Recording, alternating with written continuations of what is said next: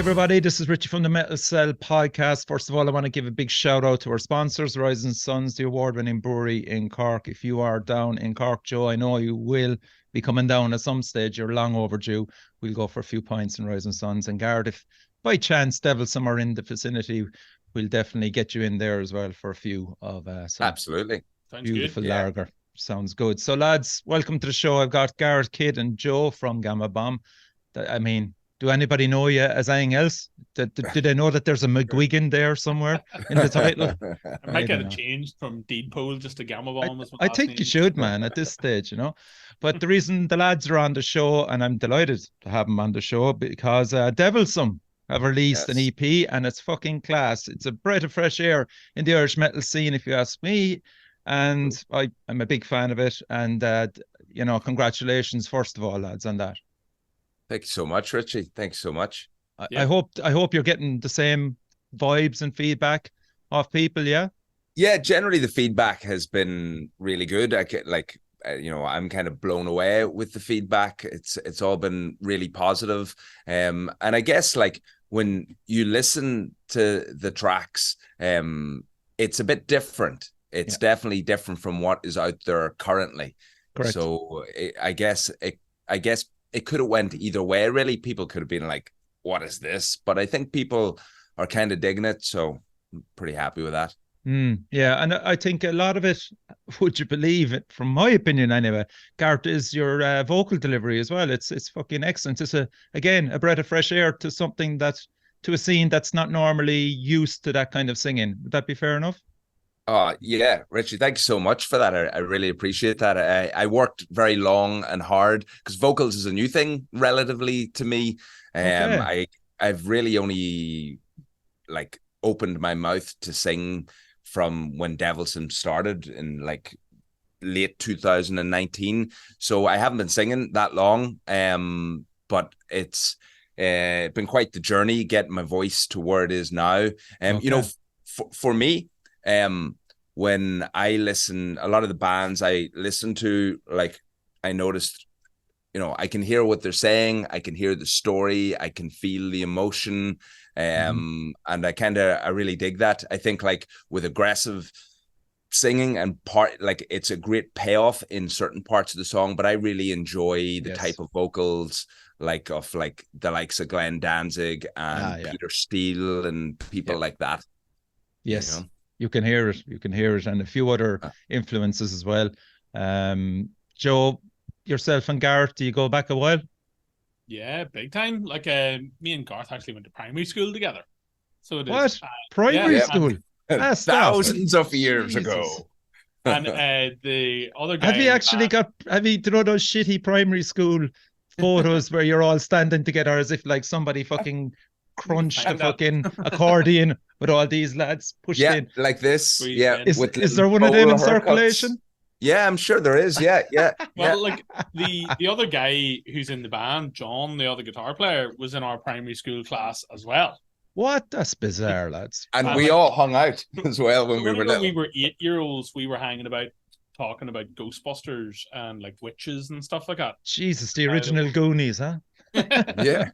And now that we're like 40, we're back together doing exactly That's insane. That's very unusual. I don't think I've ever heard that before. 3 primary school that are still friends, first of all, because let's face it, there's very few people that would remain friends with guys that they would have been. It's funny, myself and Timmy would definitely, we went to, you met Timmy before, Joe, have you? My best mate, we would have went to primary school together, and but that's about it, man. Out of a class of around 50 of us, not really. Me and Philly just kind of missed that. Like, you know, me and Philly started hanging about in first year of secondary school, like, you know, so. Okay. Was Philly from your Newry as well then, yeah? Yeah, he's from around the corner. So Jesus, you'd never know what his posh Dublin 4 accent now, sure you wouldn't. No, he's worked hard on it, like. In his cravat. But, so, like, that's, like, me and Garth obviously hung around a lot, and like that's kind of where our interest in occult stuff kind of happened. And this is kind of before actually all the kind of 90s music that this is kind of inspired by was really happening. I guess this was around 1990, and then I guess we probably didn't really see each other an awful lot for like, different paths. Yeah, 15, different paths, 20 years. Yeah. And then I guess I started going to Garth's, gym in about 2012 or 13. Oh, okay. So did you stay put then, Garth, in Newry all this time? Yeah. Yeah, I did. When we were young, Joe Gamma Bomb happened. I kind of was on a different path, so I got involved with, I've done martial arts my whole life, and I got involved with professional wrestling. Yeah. So I saw some tag there. Who was it? Were you the 2-time IWW International Heavyweight Champion? Yeah. I wrestled for quite some time. I really enjoyed it. I loved it. Because of course we were all watching wrestling on fucking television when we were kids. This is just Giant Haystacks and fucking Big Daddy. That was the English stuff I was watching. Yeah. And then there was the likes of Hulk Hogan, Ultimate Warrior, Jake the Snake. I don't know. I think probably for me and Joe, that point where human beings should like mentally mature and grow up, we somehow just, that didn't click with us, and we just like what we wanted to do when we were kids, we just kind of like went off and did it, So, but I think that's a really cool story. I think that's pretty cool. I think that should be encouraged more with young people. Yeah, there's too many distractions for them without going into fucking a rabbit hole about what's ahead of them. We had a great time when we were growing up. We were outdoors, and movies were fucking everything, weren't they? Going to the cinema with all your pals, and and I think there's a lot of maybe influences in the EP that I like to think that maybe that would have been inspired you as well. Would that be fair? Big time. Yeah. Like a lot of the songs, we were kind of sit down and go like, right, let's write a song about I don't know, the latest witch movie, or Warlock the Armageddon, or something like that. All these things, I guess in terms of the content of the songs, they're all horror themed. They all live in that universe, and without being leaning too much into comedy, there's a certain tongue-in-cheekness to them. You're supposed to listen to them, enjoy them, and it's not too serious. It's something that you can listen to, and it'll make you want to sing along and jump around a little bit and get lost in that Halloween-y dark universe. Whenever we talked about it originally, what should be the idea for kind of the band, a lot of our conversations went back to renting out VHS tapes when we were kids. And how important it was as a kid going down those aisles, and you were basing everything on the cover or the title. And we just kind of like that idea. We're like, what if this song was like a VHS you picked up about, a killer fucking son in an abbey? Or we would ask people around our local area, whenever we were kids, we would hear local ghost stories or local things. Oh yeah, there's a footless murderer or whatever up the road. The things that they would tell kids to try and get them to shut up back in the day. So all that kind of stuff was very influential. So there's probably a good few Easter eggs thrown in lyrically wise in the songs as well. Absolutely, definitely. Sometimes sitting writing lyrics or thinking of lyrics at the same time, I'd have the TV on, watching something on the horror channel. Do you know what I mean? Yeah. And absorbing that, trying to think of lyrics. Even the album cover there, I have it here. It's very much Adam's family. What else? Kind of Elvira-y, sort of You'd know again. You got the album cover spot on, because exactly when you look at this, you're going, oh man, these lads, this is going to be old school. Nice pictures on the back as well. Who designed the cover, actually, lads? My housemate Connor, who you've met a couple of times. Yes, cool. It's EMWK. He's got his own design company that does that sort of stuff, and he's really good. Yeah.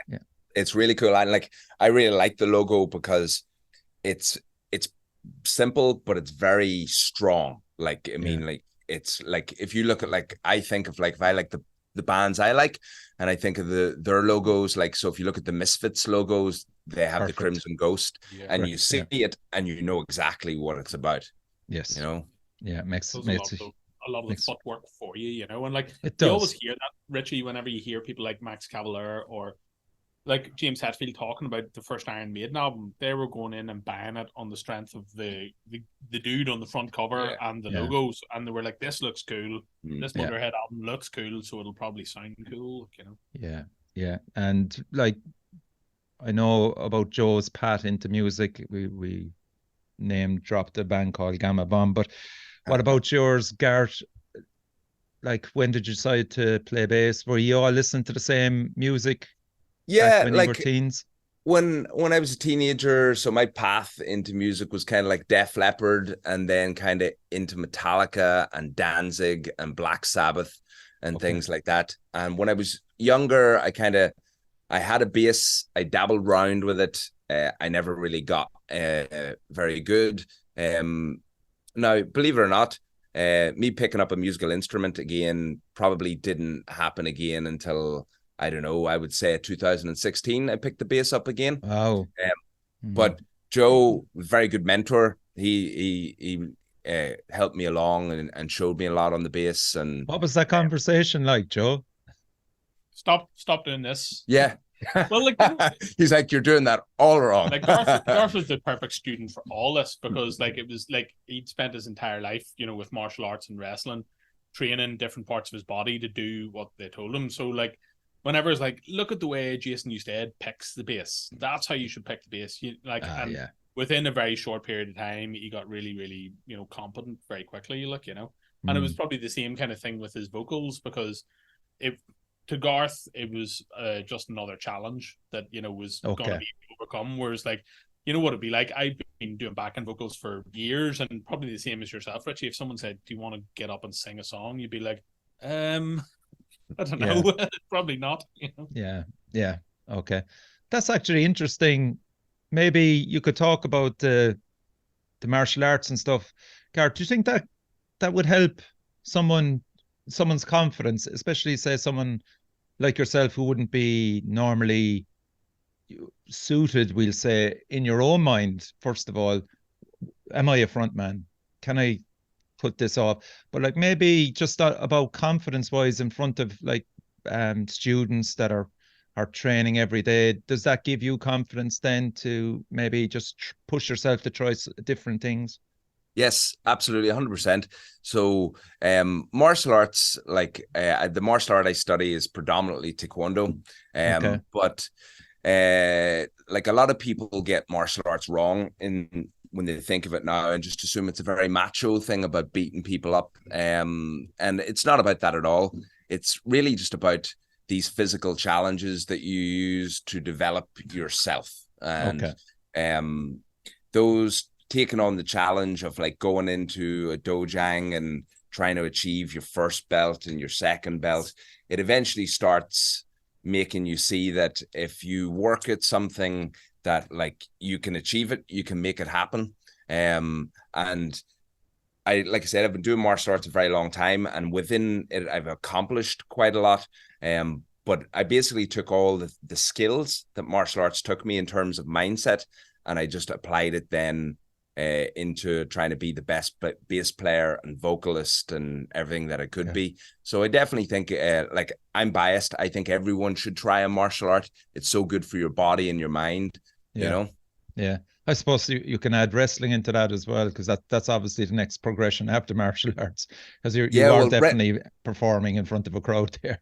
Absolutely. Wrestling, different again. Wrestling taught me a lot of performance, being in front of a crowd, making like little tiny things, big things, like even simple things like the movement of your head or the movement of your hand, trying to make like all your movements on stage or when you speak mean something. Rather than like, you know, not moving. Like you got to think of the person at the bar at the back drinking his beer, you know, he's got to feel and see and understand. That's the guy you're working to rather than the guy right up at the front. Of course, yeah. You'd echo that, Joe, yeah? Yeah, absolutely. It's a weird one actually, because a lot of people who come out to start singing in a band, it takes them years to try and get up any sort of confidence to do a good performance on record, never mind live. And I think, again, just because you had a bunch of, you know, experience wrestling, martial arts, you knew how to talk to a room of people. Whereas, like, you know, we still have gigs the odd time where you're kind of like, Philly, like, you have to talk to these people. You can't just hide here backstage amps. You're like, hey. Yeah, of course. So, okay, so he got up to speed, Joe, with the bass. Were you aware that Garth was in the background writing songs the whole time? How frequently would you meet up, for example, until it kind of mushroomed it was the into kind of thing Devilsome? It was one of those things that, like, you know, once Garth had been playing bass for a while, he said, you know, I'd like to start writing songs, and, you know, and like, I was just all like, listen, the best way to do this is just to start doing it. You can't avoid writing some crap songs at the start. You know, we need to just get into this. And within writing about 3 or 4 songs, eventually there was a bit of a style. But, like, I think I was quite forceful with Garth as in saying that we need to try and be really, really specific on what we want to try and do here. You know, we don't want to make something that is like, you know, like trying to sound like a current band. This has to sound 90s in the same way that Gamma Bomb sounds 80s, you know? Yeah. As in, we need to be trying to zone in on what makes Typo a brilliant band, what makes, you know, that kind of era of Danzig. What can we take from that and bring it back into vogue, look, you know? Yeah. Yeah, you see bands always kind of maybe looking, I'll use the example of Motorhead, for example. There's plenty of bands out there that will always do a throwback to Motorhead or even sound like them, but they don't, if you know what I mean. Like but you can hear the influences coming through in a lot of the songs. And you know, for Ye, I'm hearing like the Fields of Nephilim, the Damned, King Diamond, Sabbath, Pete Steele, you know, some Trash thrown in. And a shit band called Ghost, but unfortunately, it's there. I can't deny it. Richie's not a Ghost fan then, no? No. Yeah, moving I get this on. a lot. All right, people all the time are like Ghost, yeah, and like I like the first 2 Ghost records, and that's it. Oh, you mean they got shit after the first 2? Is it? Oh, right, okay. I've always looked at it kind of from more the idea of, right, because that kind of Ghost vibe is in right now. Yeah, there's actually this other little small band before them called Blue Oyster Cult, who they kind of ripped off their shtick from, really. Okay. So all those kind of like choruses and stuff like that are ghosty, like Burning for You by Blue Oyster Cult, that was kind of that was going on back then. And like, I'm a huge BOC fan, so whenever Garth was trying to leave Pete Steele world a bit to be like, right, you know, this has to be a bit more tuneful, I was like, right, okay, let's try and get more sing and have like a nice Well, Garth, sure, like Garth or Joe wouldn't know any Ghost songs, like probably one. Yeah, I would say he doesn't. He, like, sometimes when he comes to the gym, I have it on, he'd be like, "What's this?" every time I walk in, I'm listening to something. I always know Joe disapproves because he goes, "What are we listening to?" And that's his code language of like, turn that over. Part of the reason is like, right, okay, if we're going to be like kind of specific about something, I think, all right, cool, Ghost are trying to be like BOC, brilliant. Yeah. But it doesn't sound like authentic BOC. It sounds like they're trying to kind of like make commercial music that has just this kind of quality, you know? Yeah. It was something that like we were kind of aware of with doing Devilsome, saying, right, we want it to be heavy, but also have a little bit of melody. Definitely, You know, and you know what? And look, let's call a spade a spade. Like, Ghost fans will love this. They will love it, you know, because there's the hooks and the melody and everything there, and you know the way it's stylized as well, the songs. It's a really good nod to it. And I will give a shout out also to Samuel Turbot, is it? He did a great job on the production, lads. Oh boy. Yeah. Sam was great. He was a cool guy to work with as well. Like, but he definitely, like, first time I heard all the stuff back from Sam, it blew me away. It was really cool. How did you find him? So the situation basically was that do you remember about a year and a half ago, Devilsome did a single and a video, Lilith. Yeah, we played it on the show. Yeah, it was great. Yeah. And like basically after that we started thinking about, right, how are we want to make an EP or do some sort of long player. And Chris from Gamma Bomb just said, here, I'd be very happy to record the drums. We were like, great, brilliant, that sounds fantastic. he had a guy, Samuel, who recorded all his sessions. He's a session drummer. He does a bunch of stuff. Right. So Sam said, listen, I've already recorded all of Chris's drums. He sent them over to me. And then me and Garth kind of beavered away and did all the guitars and bass. Yeah. And then we sent it all over to Sam, and he was like, what the heck is this pile of crap? Do it again and do it better.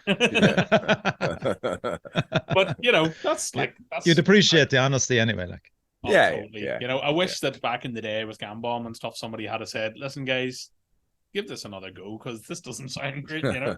But again, this is the kind of thing that, like, you can't really, you have to take the baby steps, you know. And, like, I think that the Lilith song was a bit of a baby step for us. It was like, probably. But Domo mixed that, Joe, from what I can remember. He did a good job on it.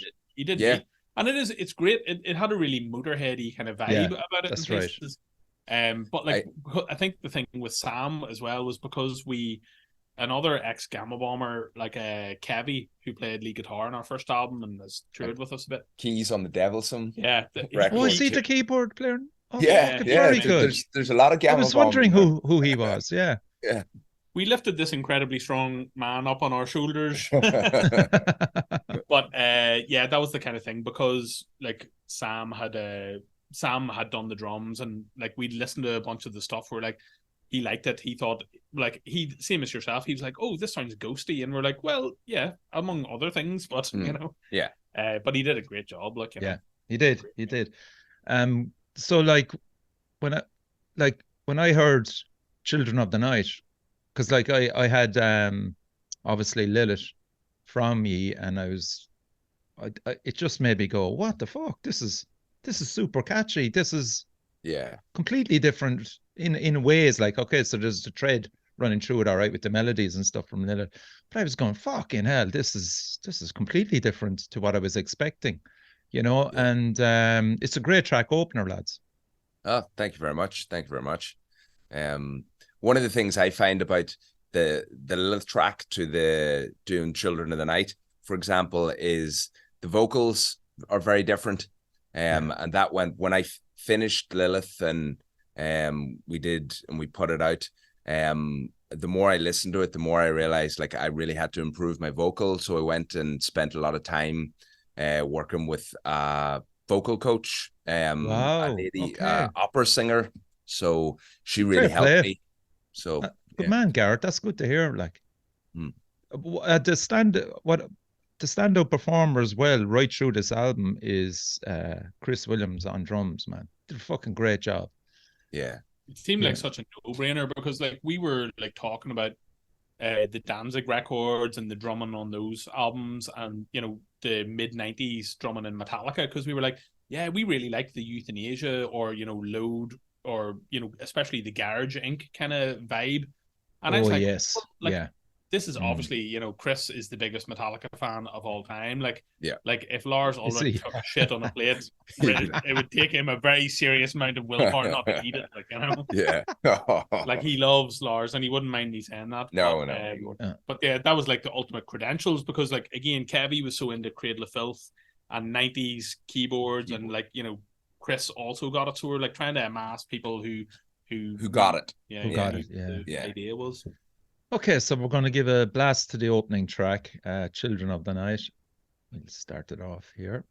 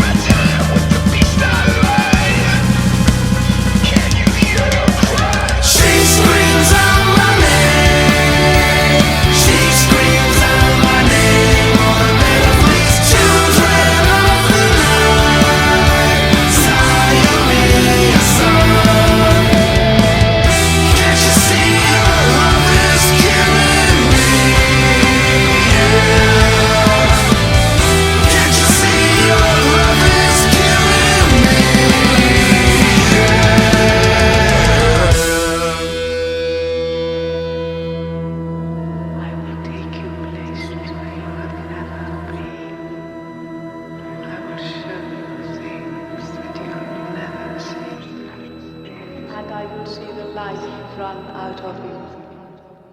Class. Great opener. Cool. It's one of those songs that just fucking inhabits your head. I was humming it around work for like 2 days solid. I was just going, Jesus Christ, can't get this Great. song It's out an of my head. earworm.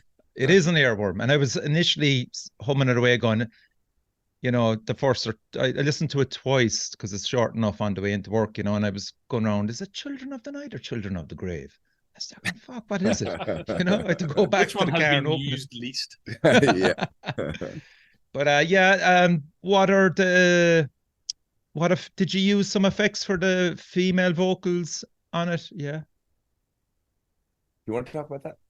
Well, you know, Sam came in, we basically we'd been using like the female vocal choir on the demo and stuff like that, you know, like press the button and it goes, oh. Yeah.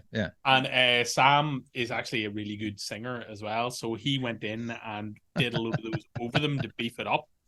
So brilliant. I was hoping it was you, but anyway, okay. Unfortunately not. But yeah, like the whole bit at the end is there's a movie from the early 80s called Ghost Story. Yeah. Yeah, so that was kind of a little soundbite from it. Yeah, cool. Excellent. And do you have to fucking give credit or any of that shit to that? No? Well, you know, I guess whenever we get the solicitor's letter, we'll start worrying about that. But, you know, it's probably not going to happen anytime soon. It works, lads. It works so much. Again, it just adds to the whole atmosphere. And, you know, again, like little Easter eggs that some people will pick up on and just go, yeah, sweet. Good shout on that. Everyone loves Easter eggs. Everyone loves Easter eggs. And well, of a certain age, yeah, definitely. 100%. Yeah. So when you were doing the EP, lads, like what was the temptation to get in guest musicians? Because the second track, obviously, is Richard Shaw, Ex-Cradle of Filth. Was it tempting to get in more, Joe? Yeah. Connections? Yeah, like absolutely. And like we inquired after a bunch of people, you know, because like we kind of thought the idea was, you know, again, harking back to 80s-ness, Tears for Fears. Well, we're like, right, me and Garth are going to do this. And then like we've got these guys who are coming in to help us with the drums and keyboards and stuff.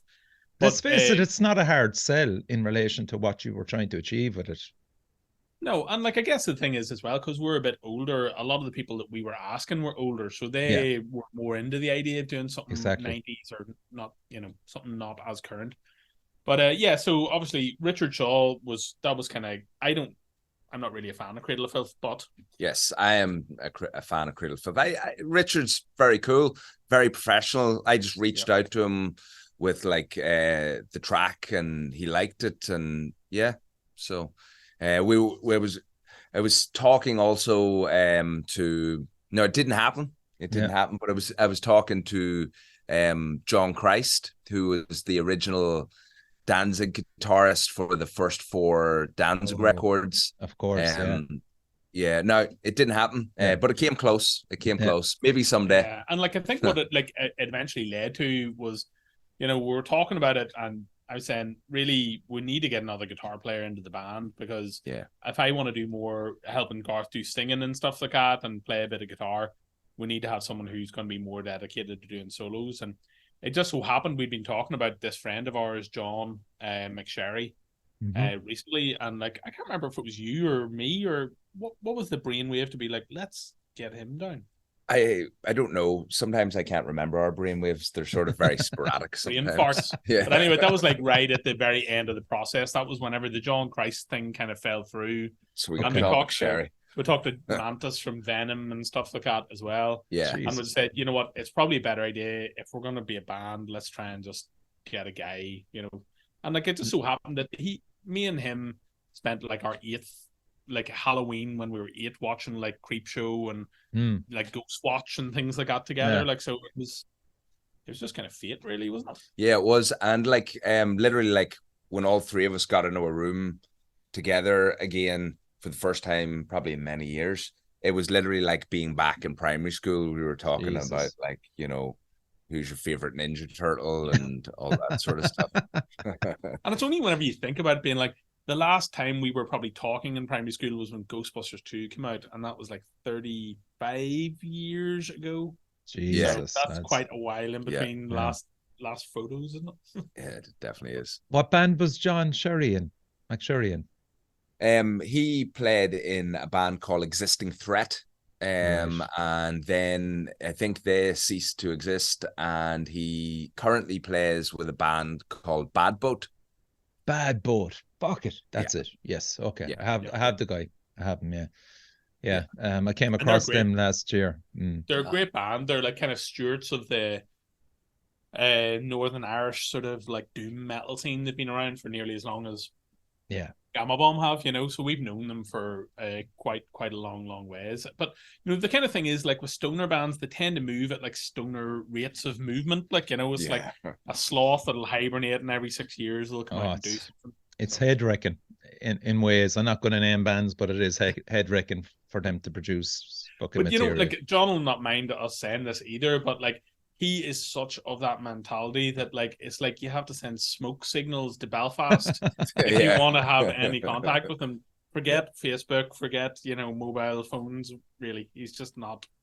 He's not with technology at all. And why did you leave Lilith out of this EP? I don't know really. Like, I think Lilith came out as a single, and I don't know. It's a great track. I don't think it fit in there or something. We went through a period of kind of being a bit down on it. You know, after it came out, there was a bit of a like, yeah, we kind of tried to go to Iron Maiden on this. You know, like this chorus was like maybe too like maideny musically, and then the whole end bit. And that's why we kind of said, no, we need to be stricter with ourselves here and be like, you're only on a diet of the first 2 Danzig records, you know? Okay, yeah. But I think now we've warmed up to Lilith again. Yeah. Like, we've definitely warmed up to it again. No, it's a great track, and I'd love to see it played live. Does it make the live selection? Yeah, it does. And good. I'm biased. I think it goes down pretty well live. Yeah, it's a good tune. Like we'll go through some of the rest of the EP here, but while I'm thinking of it here, let's talk about the live situation. I wasn't able to go up to Belfast, obviously, to watch your debut performance, but the fact that I saw Joe behind the drums, my jaw hit the ground. But yet, you know what? It still sounded great. As a 3-piece, I know you will expand the sound probably to give a better vibe and better representation of the EP live, but you weren't too far off the mark either, do you know, as a 3-piece. So let's talk about that in relation to live at the moment, where you are with it. So definitely kudos to Joe. It definitely proves that he can literally do anything. Like literally do anything. Joe, take the praise. Take the praise. Master he'll never take praise. He's of course the worst man in the universe. Things Joe doesn't like: praise and photographs. But like as a 3-piece, we've been like, it was a necessary evil in a sense that like until we get a drummer in place. So if there's any drummers out there listening, please send us a message. Well, like, Joe needs to be up front in terms of like his stage presence, his backing vocals, his guitar playing. Like, you know, he's great behind the kit, but he really needs to be up front. So I think once we get the drummer situation sorted, I definitely think, like you said, it'll lend more justice to the EP-esque sound. Yeah, would you agree with that, Joe?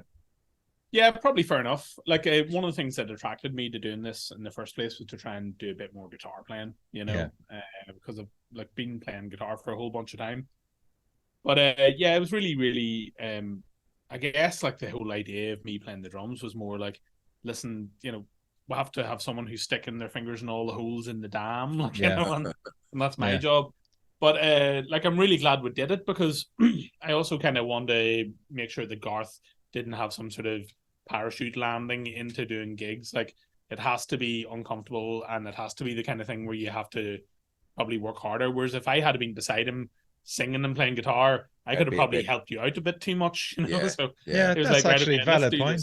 let's do this the hard way. And like, and it's like there were one mic on the stage. Yeah, because like no backing vocals. Yeah, well, I remember saying to the guy who was setting up, helping set up the kit, I was like, "Oh, I'm doing backing vocals as well. Can I have a drum mic?" And he was like, "No." Like, back to the bottom of the apple cart I go. Like, you know. Yeah. I said, "Don't you know who I'm not?"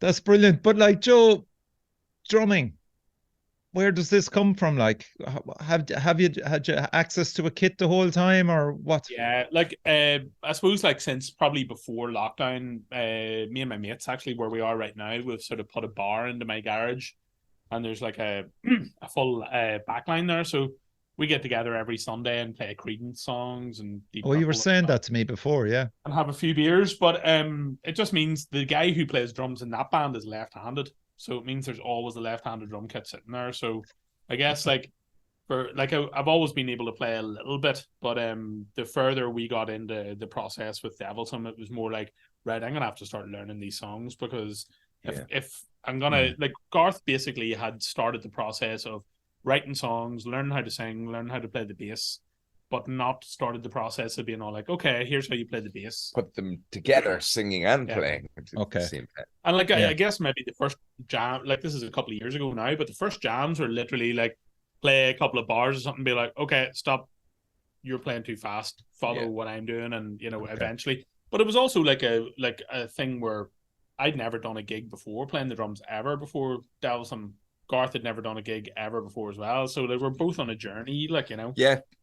And definitely it's learning, like it's definitely learning all the time. Luckily, like with Joe being so experienced, I think I am very lucky because I learn a lot from just listening to him and through osmosis, like watching the things he does and trying to pick up on things that he's doing. You know, when you have someone, you know, again, it's something probably I learned from martial arts and learning from teachers and instructors, is that like you find the people who are good at things and you just you learn from them, you absorb from them.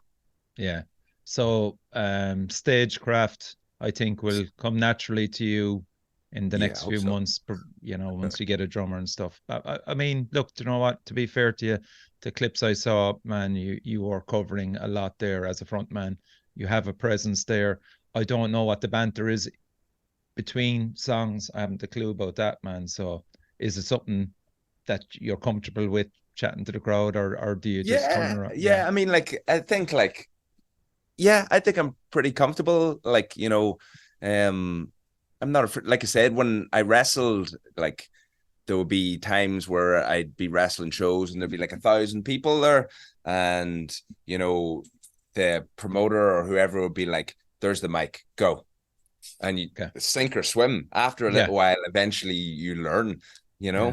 Yeah, excellent. That's great. Getting back to the album itself.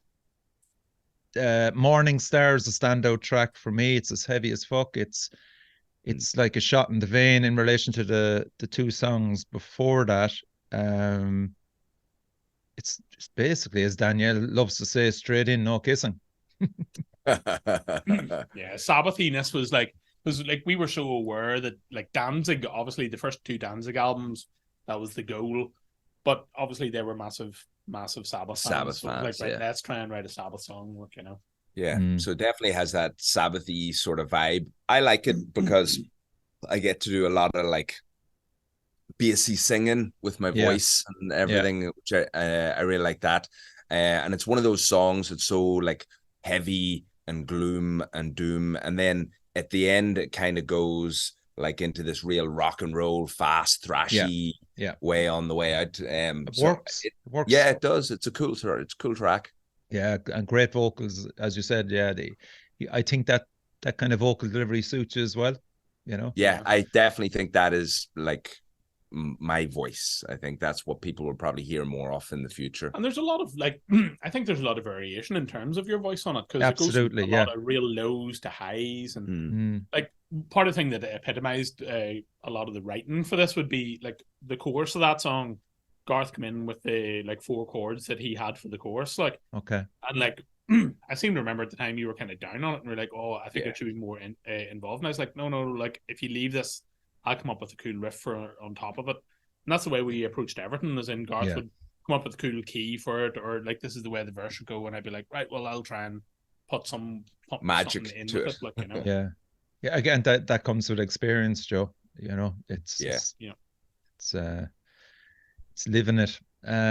Necromantic Girl.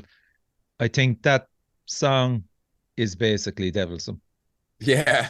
You know, it's a potpourri of everything that you're influenced by, and there's, you know, some great movie kind of themes running through it, you know.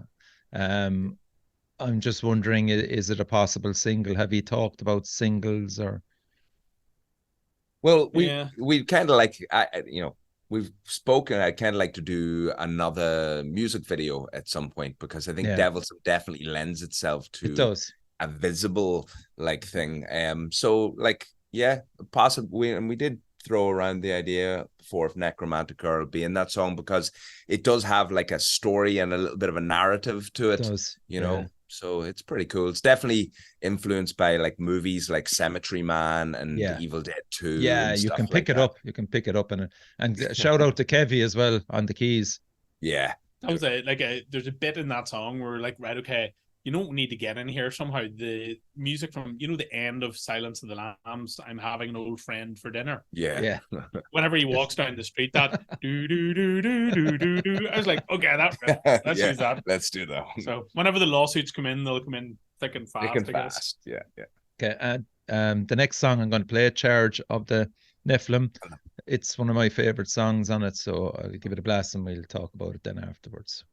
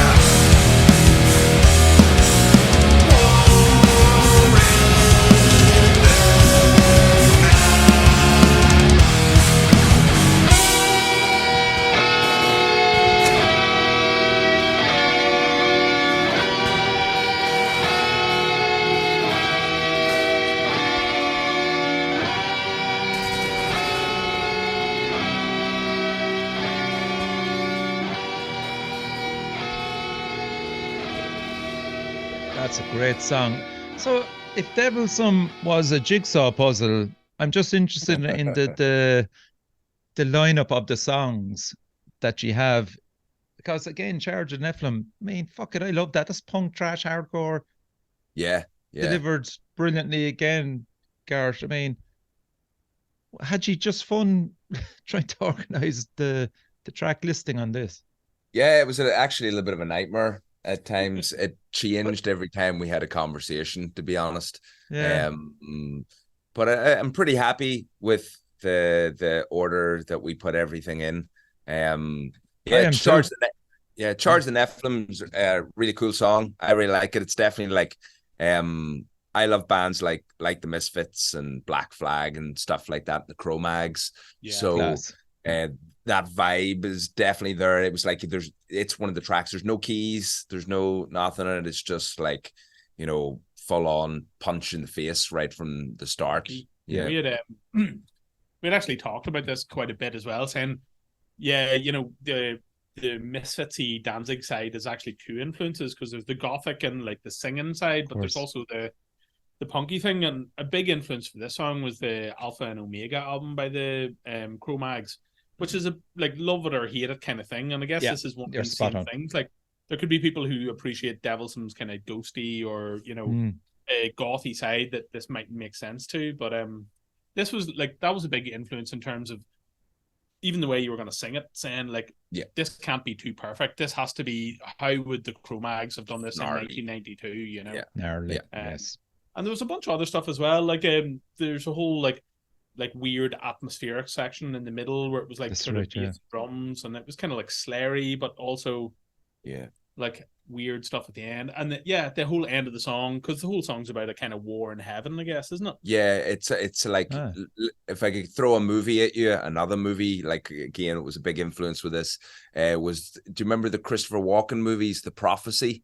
Oh wow, that's a great show. Yeah, he's brilliant in that. Yeah. So that whole thing with the angels fighting. That's right. Yeah. And like, who doesn't love a good war track, like One and stuff like that? And then the really famous poem, Charge of the Light Brigade, hence Charge of the Nephilim. Okay. Which, all those things all rolled into a blender. Yeah. And look, there's Edgar Allan Poe all over this as well. I'm sure he's an influence as well with some forms of lyrics. Let's talk about the choice of cover, Time of the Season by the Zombies. I wasn't actually, when I first got this, I wasn't aware that she had a cover slipped in. So when I'm there humming along to it and going, what the actual fuck? Hang on a second. This is an actual cover of the Zombies. And it's disguised well as a cover. Insofar as that you've stamped it as Devilsome and done your own take instead of remaining too faithful to it, which is always a mistake, I think, with bands. Absolutely. Well, there's no way that I could sing that well to do it as good as the Zombies did it. But like, I think that track it's interesting as in like, yes, it's a cover, but what you'll definitely get in this track is like, you get a little bit of weed. You get a little bit of me in terms of like the gothic, like kind of rocky influence, and then you get Joe as in like it literally switches and it goes complete thrashamania on the way out. You know, so it's like rather than Devilsome being the blend of the two, it's just gone, okay, here's the gothy rock stuff here and here's the thrash here. That's what I think of it. Yeah, there's another cover that you should consider. And it's a complete curveball, but I think you could pull it off, Garth. And there's no fucking way you'll know it. But there's a band called the Scotsmen. Did you ever hear them? No. That's good. Okay. So it's called Beer Bust Blues. Check it out. Okay. I'll make that my homework, Richie. I'll check that out. You're going to get a laugh. That was the kind of MO though with the cover. Richie was like, let's try and find something that is like, you can't do a first generation. You can't do a cover of your influences. You have to be. Do a cover of your influences is kind of the idea. So you're like, right, what would Danzig or Pete Steele have ideally done? Okay. It seemed like a no-brainer because it's one of those things like Blue Oyster Cult where it has that spooky kind of vibe. Of course it does. It does, yeah. So Beer Bust Blues came out in the 50s, man. So like, I mean, and when I heard this, I was just going, holy shit, there's a song here. So I had to fucking it just followed me through my childhood insofar as, and my dad would have loved this song, and I was going right. And then I went trying to, it's impossible to find, but I did find it eventually. I was just kind of, all I had was Beer Bust, but I didn't have much more than that. And I went on YouTube. I went on Spotify, whatever, not. And then I found it on YouTube and the Scotsman Beer Bust. But Garth, you could carry it off in spades, man. And great. And, like Metallica's Garage Days, you could actually make it your own. Nobody would fucking know any different. Yeah, that's it. Yeah, but it's nice that you did throw in a cover. Yeah. Like I like covers, like when they're done right and they're done kind of like, so like I like for me and like I like to cover something that's like maybe not rock or metal or something like that, like a pop song, like what we did. Like I think that's cool. Yeah, like crossing the bridge is the way to do it. Like, you know, it's the same as like Gambom trying to do the Pogue song and stuff. Like, yes, the worst possible thing you could do is go and do like a Megadeth song or something, and so people are just like, well, it sounds like Megadeth, but it's not as good. So Yeah, you know. yeah. I'm with you on that, Joe. We're singing from the same hymn sheet in relation to stuff like that. Fuck's sake, like, why would you be arsed? The last track, The Witches of Pendle Hill. Please tell me there's a story behind it, because it's a fascinating title. Yeah, there's definitely a huge story, but it's actually based on like a true story in a lot of ways. A little bit of creative license in the lyrics. But like there was a group of witches in Lancashire, and they were hung. They were there was 10 of them accused of witchcraft, and they were hung the Pendle Hills.